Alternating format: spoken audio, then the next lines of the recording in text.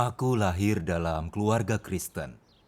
Ayahku sering berkata, dengan percaya kepada Tuhan, dosa kita diampuni, dan kita tidak lagi berdosa.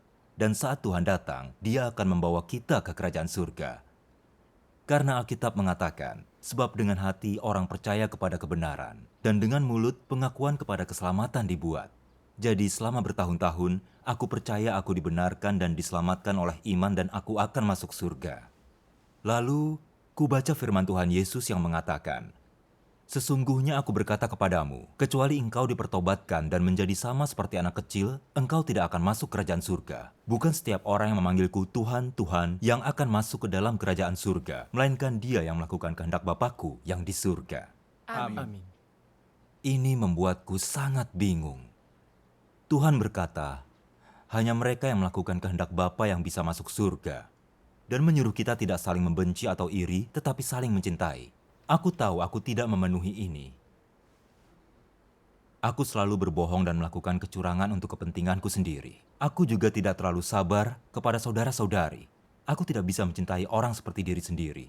Ketika ada yang salah, aku menyalahkan Tuhan. Aku tidak benar-benar mencintai Tuhan. Aku tidak bisa menjaga perintah Tuhan dan tidak melakukan kehendak-Nya. Bagaimana aku bisa masuk surga? Benar sekali. Aku pun teringat firman Tuhan. Karena itu jadilah kudus, sebab aku ini kudus. Aku selalu berdosa dan mengaku masih terikat dengan dosa. Akankah Tuhan membawaku ke surga saat Dia datang? Tidak.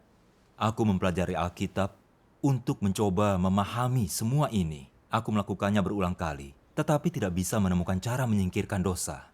Aku teringat perkataan Paulus, sungguh aku ini manusia celaka. Siapakah yang akan melepaskan aku dari tubuh maut ini? Bahkan, Paulus tidak bisa menemukannya. Bagaimana aku bisa? Aku tidak bertambah muda dan telah menjadi orang percaya hampir seumur hidup. Tetapi aku masih tidak yakin. Apa aku akan masuk surga? Aku merasa sangat menyedihkan dan tersesat. Aku sangat ingin menemukan jalan ke surga dan bertemu Tuhan dalam damai. Iya. Jadi, aku mulai mengunjungi orang Kristen senior terkenal dimanapun mereka berada. Tetapi mereka juga tidak bisa membantuku. Aku menghadiri pertemuan denominasi lain.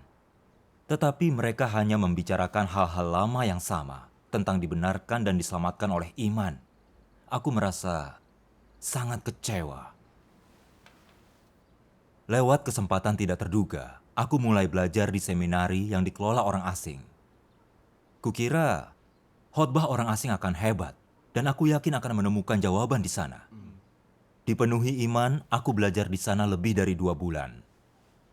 Sayangnya, pendetanya hanya membaca dari buku-buku dalam pelajarannya tentang sejarah gereja, kehidupan Yesus, ikhtisar perjanjian baru dan lama, dan lainnya. Dia tidak pernah membicarakan jalan hidup. Suatu malam setelah makan malam, kutanya pada pendeta itu, bisakah kau memberitahu kami tentang jalan hidup? Dia berkata, itulah yang kami ajarkan di sini. Kami adalah organisasi keagamaan terbesar di dunia yang diakui secara internasional. Setelah 3 tahun, kau akan dapat sertifikat pendeta internasional. Lalu kau bisa memberitakan Injil dan mendirikan gereja dimanapun di dunia. Menurutku, ini sangat mengecewakan. Aku tidak ingin menjadi pendeta. Aku hanya ingin tahu cara untuk masuk surga. Iya. Jadi aku bertanya, jika sertifikat itu sangat bagus, bisakah kupakai untuk masuk surga? Pendeta itu tidak menjawab. Aku melanjutkan pertanyaanku. Hei, kudengar kau sudah percaya selama puluhan tahun. Apakah kau sudah diselamatkan? Bisakah kau masuk surga? Dengan keyakinan penuh dia berkata, tentu saja aku yakin akan masuk surga. Jadi aku bertanya, apa yang mendasari klaim itu? Apa kau mencintai orang seperti dirimu sendiri? Sudahkah kau bebaskan dirimu dari dosa dan kini kudus? Sudahkah kau menjadi seperti anak kecil? Kita selalu tidak bisa mencegah diri berbuat dosa dan melawan ajaran Tuhan. Kita berdosa pada siang hari, lalu mengakui dosa pada malam hari. Tuhan itu kudus. Apakah kau mengatakan orang berdosa seperti kita bisa masuk ke kerajaan surga? Setelah kutanyakan pertanyaan ini, wajahnya merah padam dan tidak mengucapkan apapun. Aku merasa hancur. Aku keluar dari seminari dan pulang. Dalam perjalanan pulang, hatiku sangat sedih dan merasa harapan terakhirku telah pupus. Aku tidak tahu di mana menemukan jalan menuju surga. Lalu, wajah tua ayahku yang meneteskan air mata tiba-tiba muncul di benakku. Selama hidup dia mengkhotbahkan pembenaran oleh iman dan bahwa kita akan masuk surga setelah mati, tetapi dia mati dengan penyesalan. Hampir seumur hidup aku percaya kepada Tuhan dan selalu memberitahu orang-orang bahwa mereka akan masuk surga saat meninggal. Namun kini, aku tidak yakin tentang cara masuk ke kerajaan surga. Apakah aku akan, seperti ayahku, meninggal dengan penyesalan? Tiba-tiba, aku teringat firman Tuhan Yesus, "Mintalah, maka akan diberikan kepadamu. Carilah, maka engkau akan menemukan. Ketuklah, maka pintu akan dibukakan bagimu." Amin. Kupikir, Tuhan itu setia. Aku tidak bisa melepaskannya. Selama masih bernapas, aku akan terus mencari jalan ke surga. Iya. Amin. Amin. Aku pergi ke hadapan Tuhan dalam doa. Ya Tuhan, aku telah mencari kemana-mana cara terbebas dari dosa dan masuk surga, dan tidak ada yang bisa membantuku. Ya Tuhan, apa yang harus kulakukan? Aku pengkhotbah yang setiap hari menyuruh orang agar tetap kuat dalam iman mereka dan bertahan sampai akhir untuk masuk surga. Namun, kini aku bahkan tidak tahu cara menyingkirkan dosa dan masuk surga. Bukankah aku orang buta yang menuntun orang buta, menuntun mereka semua ke dalam lubang? Ya Tuhan, di mana aku bisa menemukan jalan ke surga? Aku memohon bimbingan-Mu. Amin. Amin. Saat tiba di rumah, ku dengar banyak anggota dan pemimpin gereja yang baik telah pindah ke kilat dari timur. Orang-orang membahas betapa hebat khotbah mereka, bahwa mereka punya cahaya baru, dan bahkan memicu kekaguman beberapa pendeta. Kupikir, kenapa aku belum pernah bertemu anggota kilat dari timur? Akan menyenangkan bertemu dengan mereka suatu hari nanti. Aku harus pergi mencari mereka dan mencari tahu kenapa khotbah mereka begitu hebat dan apa mereka bisa menyelesaikan masalahku. Iya. Iya. Suatu hari, saudara Wang dari gerejaku datang. Katanya, 2 kerabatnya yang percaya kepada Tuhan Yang Maha Kuasa sedang berkunjung, dan dia memintaku untuk datang. Aku sangat senang saat mendengar dia mengatakan ini, dan kami pun bergegas pergi ke rumahnya. Syukur kepada Tuhan. Syukur kepada Tuhan. Kami memperkenalkan diri, dan aku memberitahu mereka masalahku. Ku bilang, aku selalu percaya bahwa dibaptis berarti kita diselamatkan. Bahwa percaya di dalam hati dan mengaku dengan mulut kita berarti kita dibenarkan oleh iman. Dan saat Tuhan datang, Dia akan mengangkat kita ke surga. Benar. Namun beberapa tahun terakhir, aku bingung apa aku akan bisa masuk surga atau tidak. Kupikir tidak mungkin sesederhana itu. Alkitab mengatakan, kekudusan tanpa kekudusan tidak ada manusia yang bisa melihat Tuhan.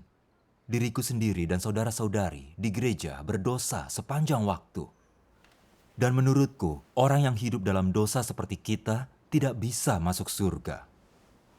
Aku ingin tahu bagaimana tepatnya kita bisa masuk ke kerajaan surga. Bisakah kalian bersekutu denganku tentang ini? Iya. Iya. Sambil tersenyum, Saudari Cho berkata, memasuki kerajaan surga adalah kekhawatiran besar bagi setiap umat Kristiani. Benar. Benar. Benar. Mengenai ini, Tuhan Yesus telah memberitahu kita dengan jelas. Bukan setiap orang yang memanggilku Tuhan, Tuhan yang akan masuk ke dalam kerajaan surga, melainkan dia yang melakukan kehendak Bapa-Ku yang di surga. Amin. Amin. Tuhan sangatlah jelas. Hanya mereka yang melakukan firman-Nya dan kehendak Tuhan bisa memasuki kerajaan surga. Benar. Tuhan tidak pernah mengatakan begitu diselamatkan, kita selamat selamanya. Kita pun tidak dibenarkan oleh iman, lantas bisa memasuki kerajaan-Nya. Benar. Benar. Pembenaran oleh iman adalah hal yang dicetuskan oleh Paulus. Paulus hanyalah rasul, manusia yang rusak. Dia bukan Kristus, dan kata-katanya bukanlah firman Kristus. Kita tidak bisa mempercayai kata-katanya untuk masuk surga. Iya. Hanya Yesuslah, Tuhan dan Raja dari kerajaan surgawi. Hanya firman-Nya yang memiliki otoritas dan merupakan kebenaran. Gagasan manusia bukan kebenaran dan tidak bisa menjadi standar untuk masuk kerajaan-Nya. Amin. Kita hanya bisa mempercayai firman Tuhan tentang hal ini. Kita tidak bisa mempercayai kata-kata Paulus, titik. Amin. Amin. Saudari Cho, kalau begitu, bacakanlah beberapa kutipan firman Tuhan yang Maha Kuasa tentang apa arti dibenarkan dan diselamatkan oleh iman, serta diselamatkan dan masuk surga. Iya. Tuhan yang Maha Kuasa bilang, pada masa itu pekerjaan Yesus adalah pekerjaan untuk menebus seluruh umat manusia. Dosa-dosa semua orang yang percaya kepadanya diampuni. Asalkan engkau percaya kepadanya, dia akan menebusmu. Jika engkau percaya kepadanya, engkau bukan lagi orang berdosa. Engkau telah dibebaskan dari dosa-dosamu. Inilah yang disebut dengan diselamatkan dan dibenarkan oleh iman. Namun di antara orang-orang yang percaya, masih ada yang memberontak dan melawan Tuhan. Dan perlahan-lahan masih harus dibuang. Keselamatan tidak berarti manusia telah sepenuhnya didapatkan oleh Yesus, melainkan bahwa manusia tidak lagi menjadi milik dosa, bahwa dosa-dosanya telah diampuni. Asalkan kau percaya, engkau tidak akan pernah lagi menjadi milik dosa. Engkau hanya tahu Yesus akan turun ke bumi pada akhir zaman, tetapi bagaimana tepatnya dia akan turun? Orang berdosa sepertimu, yang baru saja ditebus, yang belum diubahkan atau disempurnakan Tuhan, mungkinkah engkau berkenan di hati Tuhan? Bagimu yang masih dalam diri manusia yang lama, memang benar engkau diselamatkan oleh Yesus. Dan engkau tidak terhitung sebagai orang berdosa karena penyelamatan Tuhan. Tetapi hal ini tidak berarti bahwa engkau tidak berdosa dan tidak najis. Bagaimana mungkin engkau bisa kudus jika engkau belum diubahkan? Di dalam dirimu engkau dipenuhi dengan kenajisan, egois dan kasar, tetapi engkau masih berharap dapat turun bersama Yesus. Enak sekali kau. Engkau melewatkan satu tahap dalam imanmu pada Tuhan. Engkau hanya baru ditebus, belum diubahkan. Agar engkau berkenan di hati Tuhan, Tuhan harus langsung melakukan pekerjaan pengubahan dan pembersihan padamu. Jika engkau hanya ditebus, engkau tidak akan dapat mencapai kekudusan.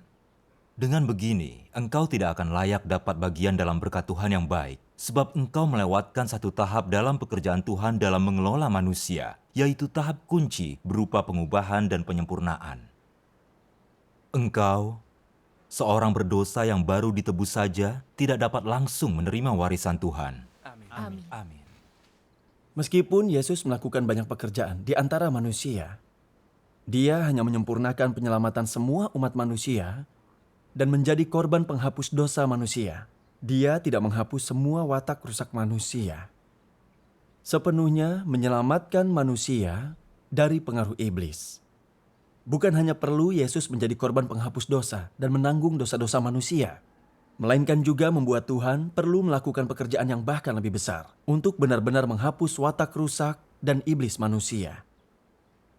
Lalu, karena sekarang dosa-dosa manusia telah diampuni, Tuhan telah kembali ke daging untuk memimpin manusia memasuki zaman baru serta memulai pekerjaan hajaran dan penghakiman. Pekerjaan ini telah membawa manusia ke alam yang lebih tinggi. Semua yang tunduk pada kekuasaannya akan menikmati kebenaran lebih tinggi dan menerima berkat yang lebih besar. Mereka akan benar-benar hidup dalam cahaya dan mendapatkan kebenaran, jalan, dan kehidupan. Amin. Amin. Saudari Wang lalu memberikan persekutuan dan berkata, dahulu di zaman hukum Taurat, iblis merusak umat manusia makin dalam dan orang makin banyak berdosa. Semua orang terancam dihukum mati berdasarkan hukum Taurat. Jadi Tuhan Yesus melakukan pekerjaan penebusan pada zaman kasih karunia. Dan dengan disalib, dia menjadi korban penghapus dosa dan mengampuni dosa-dosa manusia. Saat itu, kita hanya harus percaya pada Tuhan, mengaku dosa, dan bertobat padanya, lalu dosa kita diampuni, dan kita bisa menikmati kasih karunia yang Dia anugerahkan pada kita. Benar. Inilah penyelamatan bagi orang-orang yang tunduk kepada hukum Taurat. Penyelamatan ini berarti dibebaskan dari hukuman dan kutukan hukum Taurat, dan tidak pernah dikutuk hukum Taurat lagi. Inilah yang disebut diselamatkan oleh iman. Saudari Wang melanjutkan, dibenarkan oleh iman tidak berarti kita menjadi benar. Dibenarkan dan diselamatkan oleh iman tidak berarti kita tidak berdosa, benar-benar murni dan mencapai penyelamatan penuh. Atau bahwa kita bisa masuk surga. Itu benar. Meski dosa-dosa kita telah diampuni, natur penuh dosa dan watak iblis kita masih berurat akar di dalam diri kita. Kita masih bisa berbohong, curang, cemburu, dan membenci orang. Dan kita sering berbuat dosa serta menentang Tuhan. Bagaimana mungkin kita yang begitu dipenuhi watak iblis, tidak taat dan menentang Tuhan, bisa memasuki kerajaan surga? Iya. Itu sebabnya Tuhan Yesus berjanji akan datang kembali. Tuhan yang Maha Kuasa telah datang pada akhir zaman. Dia telah mengungkap semua kebenaran yang mentahirkan dan menyelamatkan dan sedang melakukan pekerjaan penghakiman untuk menyelesaikan natur dan watak iblis kita, serta untuk sepenuhnya menyelamatkan kita dari dosa dan menyucikan kita agar bisa masuk kerajaan surgawi. Amin. Pekerjaan penghakiman Tuhan yang Maha Kuasa memenuhi nubuat Tuhan Yesus.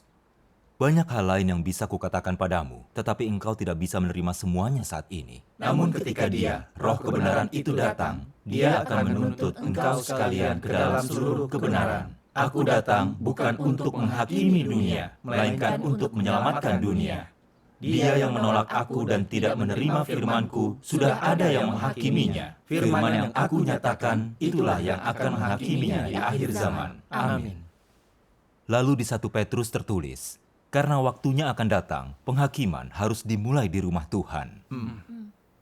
Dengan mengalami pekerjaan penebusan pada zaman kasih karunia, kita baru bisa menikmati kasih karunia Tuhan dan dosa-dosa kita bisa diampuni. Kita tidak bisa menyingkirkan dosa atau ditahirkan. Itu sebabnya kita harus menerima dan taat kepada pekerjaan penghakiman Tuhan pada akhir zaman, serta benar-benar bertobat dan ditahirkan dari kerusakan agar bebas dari dosa dan sepenuhnya selamat untuk selamanya. Dengan begitu, kita bisa selamat dari bencana dan Tuhan akan membimbing kita ke kerajaannya. Amin. Persekutuan saudari itu sungguh membuka mataku. Gagasan diselamatkan oleh iman kita dan masuk ke surga hanyalah imajinasi kita dan bertentangan dengan kata-kata Tuhan. Itu benar. Tuhan Yesus melakukan pekerjaan penebusan, bukan pekerjaan menghapus dosa. Maka natur penuh dosa kita tetap ada dalam diri kita, dan kita tetap tidak bisa mencegah diri berbuat dosa dan menentangnya. Tidak heran, aku tidak pernah bisa membebaskan diri dari dosa selama bertahun-tahun itu. Tidak peduli seberapa keras aku meninggalkan dagingku. Ternyata, itu karena natur penuh dosaku, dan aku belum mengalami pekerjaan baru Tuhan. Benar. Tuhan yang Maha Kuasa melakukan pekerjaan penghakiman untuk mencabut natur penuh dosa kita, serta mentahirkan dan sepenuhnya menyelamatkan kita selamanya. Inilah yang kita perlukan, dan ini sangat luar biasa. Syukur kepada Tuhan. Ini sungguh hebat. Namun aku tidak tahu bagaimana Tuhan menghakimi dan mentahirkan kita pada akhir zaman. Jadi aku bertanya kepada saudari-saudari tentang ini. Saudari Wang membacakan kutipan lain firman Tuhan yang Maha Kuasa. Di akhir zaman, Kristus menggunakan berbagai kebenaran untuk mengajar manusia, mengungkapkan hakikat manusia, dan membedah kata-kata dan perbuatan-perbuatannya. Firman ini terdiri dari berbagai kebenaran. Seperti tugas-tugas manusia, bagaimana manusia harus menaati Tuhan, bagaimana setia kepada Tuhan, bagaimana hidup dalam kemanusiaan yang normal, serta hikmat dan watak Tuhan dan lain-lain. Firman ini semuanya ditujukan pada hakikat manusia dan wataknya yang rusak. Secara khusus, firman yang mengungkapkan bagaimana manusia menolak Tuhan diucapkan karena manusia merupakan perwujudan iblis dan kekuatan musuh yang melawan Tuhan. Dalam pekerjaan penghakimannya, Tuhan tidak menjelaskan tentang natur manusia hanya dengan beberapa kata. Dia menyingkapkannya, menanganinya, dan memangkasnya sekian lama. Cara-cara penyingkapan, penanganan, dan pemangkasan ini tidak bisa digantikan dengan kata-kata biasa, tetapi dengan kebenaran yang tidak dimiliki oleh manusia sama sekali. Hanya cara-cara seperti inilah yang disebut penghakiman. Penghakiman seperti ini adalah satu-satunya yang dapat menaklukkan manusia, meyakinkan mereka untuk tunduk kepada Tuhan, dan membuat mereka sungguh-sungguh mengenal Tuhan. Tujuan pekerjaan penghakiman agar manusia mengetahui wajah sejati Tuhan dan kebenaran tentang pemberontakannya sendiri. Pekerjaan penghakiman memungkinkan manusia untuk mendapat banyak pemahaman akan kehendak Tuhan, memahami tujuan pekerjaan Tuhan, dan misteri-misteri yang tidak dapat dipahami manusia. Pekerjaan ini juga memungkinkan manusia untuk mengenali dan mengetahui hakikatnya yang rusak dan akar dari kerusakannya, dan juga mengungkapkan keburukan manusia. Semua hasil ini dicapai melalui pekerjaan penghakiman. Karena hakikat pekerjaan ini adalah membukakan jalan, kebenaran, dan hidup Tuhan kepada semua orang yang beriman kepadanya. Pekerjaan ini adalah pekerjaan penghakiman yang dilakukan oleh Tuhan. Amin. Amin. Dia lalu melanjutkan dengan persekutuan ini. Tuhan yang Maha Kuasa mengungkap kebenaran untuk menghakimi dan mentahirkan kita di akhir zaman. Dia menyingkapkan natur dan watak iblis manusia yang menentang Tuhan. Melalui penghakiman dan penyingkapan firman-Nya dan fakta-fakta ini, kita melihat betapa kita sangat rusak karena iblis. Kita ini sombong, licik, benci kebenaran, keras, dan jahat secara natur. Watak iblis memenuhi tulang dan darah kita, dan kita hampir tidak terlihat manusiawi. Dikendalikan oleh watak rusak ini, kita tidak bisa menahan diri untuk memberontak dan menentang Tuhan. Misalnya, kita sering memuji diri sendiri dan pamer saat bekerja serta memberi nasihat untuk mendapatkan hormat dari orang. Kita akan melakukan apapun demi kepentingan kita dan kita bersaing demi gengsi dan bersekongkol melawan satu sama lain. Kita memiliki rasa iri dan benci terhadap siapapun yang lebih baik daripada kita. Kita mencurahkan diri kita hanya demi berkat dan untuk masuk ke kerajaannya. Dan kita menyalahkan serta menyalahpahami Tuhan begitu sesuatu yang salah terjadi di rumah. Saudari Wang melanjutkan, penghakiman dan hajaran Tuhan membuat kita dapat melihat kerusakan kita sendiri. Kemudian kita benar-benar membenci natur iblis kita dan mulai merasa menyesal serta membenci diri kita, lalu bertobat pada Tuhan. Kita juga menjadi tahu sedikit tentang watak benar Tuhan. Kita mulai takut dan tunduk kepada Tuhan. Kita bisa secara sadar meninggalkan daging kita, mengamalkan firman Tuhan, dan memenuhi tugas kita sebagai makhluk ciptaan dan mulai hidup dalam keserupaan dengan manusia. Syukur kepada Tuhan. Dengan mengalami semua ini, kita merasakan sejauh apa iblis telah merusak kita, bahwa kita harus menerima penghakiman firman Tuhan, bahwa watak iblis kita harus ditahirkan. Kita tidak bisa lagi menentang Tuhan, dan itu satu-satunya cara masuk kerajaan Tuhan. Amin. Hatiku menjadi cerah mendengar persekutuan-persekutuan ini. Jika kita hanya menerima pekerjaan penebusan zaman kasih karunia dan bukan pekerjaan penghakiman Tuhan yang Maha Kuasa, bahkan jika kita percaya pada Tuhan seumur hidup, dosa akan terus mengikat kita.